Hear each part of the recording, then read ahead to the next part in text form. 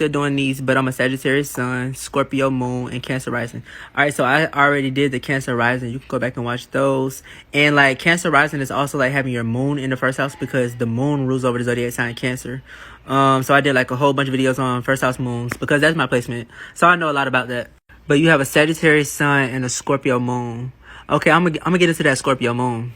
All right, so the moon is, I think it's exalted in the sign of Taurus. Just for the simple fact that the moon, it rules over your ability to even be comfortable to like where, like the moon is where you lay your roots at, like your foundation, your home, like in your crib, like your space where this is like your own personal energy. So it is exalted in the sign of Taurus, and its home sign is Cancer. So the home sign is like where it performs like it's at its normal like functionality. But when it's exalted, that's when it performs at its highest. Like this is the sign that does the best here.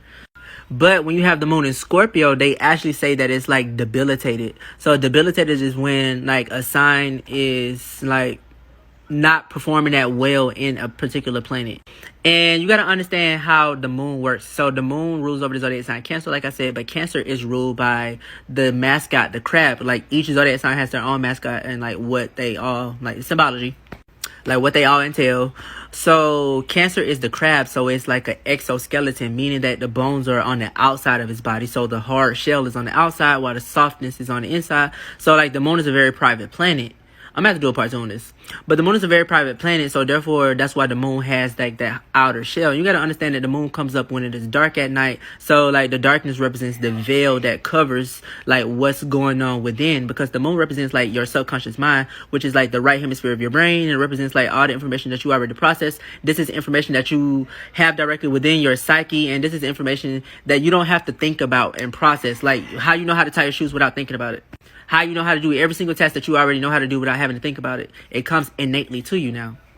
So, like, when you have your moon in Scorpio, like, you got to understand that Scorpio is ruled by the mascot, the scorpion.